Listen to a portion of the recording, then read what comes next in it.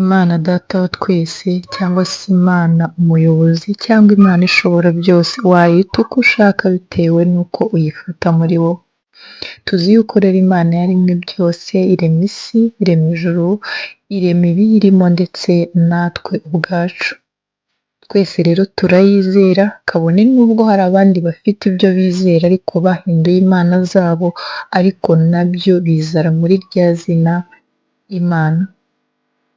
Nyuma y'uko rero twese tuzi ko Imana ishobora byose, tugomba kuyisaba icyo dushaka ndetse tukayibwira ibitugoye. Ariko ngo hari igihe dusenga ntidusubizwe kubera amasengesho yacu aba atuzuye. Hari umuntu ushobora kuvuga ati uko wasenga kose Imana irakumva. Yego, Imana irakumva kuko ntiyareka kukumva uri umwana wayo, ariko nanone nujya gusenga jya usenga isengesho wumva nawe rifite ubureme. Hari igihe usenga rwose ukumva nawe muri wowe ukavuga ati Imana ndasenze, ariko hari n'igihe usenga nawe ukavuga ati kumva amasengesho yawe rwose ntarenga igikuta cyangwa se ngo arenge kuri parafo. Rero ngo hari ibintu bitagomba kubura mu masengesho yawe cyangwa se bimwe bita umusingi, wakunda ujya kubaka inzu ugashyiraho fondasiyo. Ibi bintu nabyo ngo ni ibanze, ni ingenzi mu masengesho usenga. Nguhaye ikaze rero niba uri mushya, ngushimira by'umwihariko wowe udahwema kubana nanjye. Ikintu cya mbere uzakora mu masengesho usenga, uzabanze gushima. Buriya uko waba umeze kose, ubuzima bwose waba urimo, ibibazo waba uhura nabyo uyu munsi, nta mpamvu n'imwe ufite yakubuza gushima. No kuba uriho byonyine ni ikimenyetso kikugaragariza ko ufite impamvu zo gushima. Hari benshi uzi baguciye mu maso, hari abo mwiganye, hari abo mwavuganye, hari abavandimwe n'abandi batandukanye bapfuye uzi, ariko wowe urasigara. Hari ibintu Imana yakunyujijemo, bimwe wabonaga ko bidashoboka, hahandi wabonaga ko ubuzima bwawe burangiye, ariko Imana irahakurenza. Nta mpamvu rero n'imwe yakubuza gushima. Icya kabiri, nyuma y'uko ushima ngo saba imbabazi. Turi mu isi y'ibyaha byinshi cyane, ntabwo rero twabura kuyicumuriramo nk'abantu. Turi abanyantege nke ariko tugira imbaraga ko dufite Imana mu buzima bwacu. Rero hari ibyaha dukora tutazi neza ko ari ibyaha, tukabimenya ari uko byarangiye, cyangwa se tukabikora tutabigizemo uruhare. Hakabaho n'ibindi dukora twabitekereje.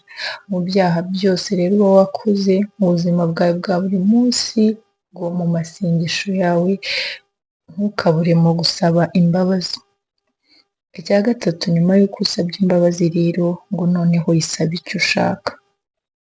Saba Imana icyo ushaka nayo izakiguha, kandi nujya gusaba Imana ntuzayisabe ubusa kuko ifite byose, byose irabifite. Yisabe icyo ushaka, ntuzayisabe gito kuko ikinini cyose uko kingana cyose ushaka yakiguhereza. Yisabe wizeye kandi uzi ko usaba umuntu ufite byose.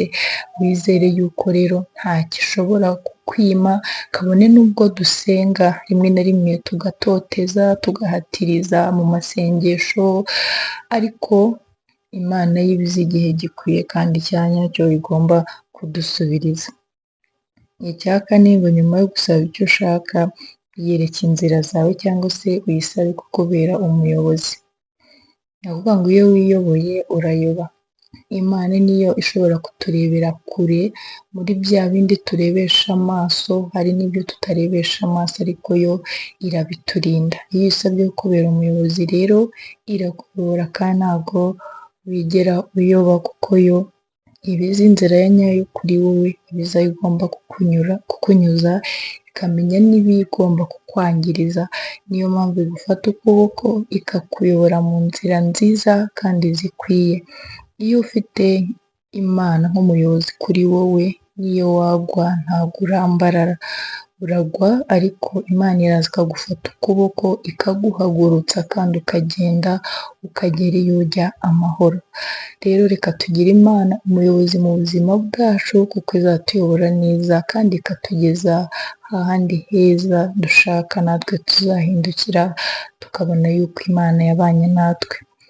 Wakoze cyane kubana nanjye rero, nawe niba wakunze ikiganiro ugenda udakoze subscribe ukande ku nzogera kugira ngo tubane umunsi ku wundi.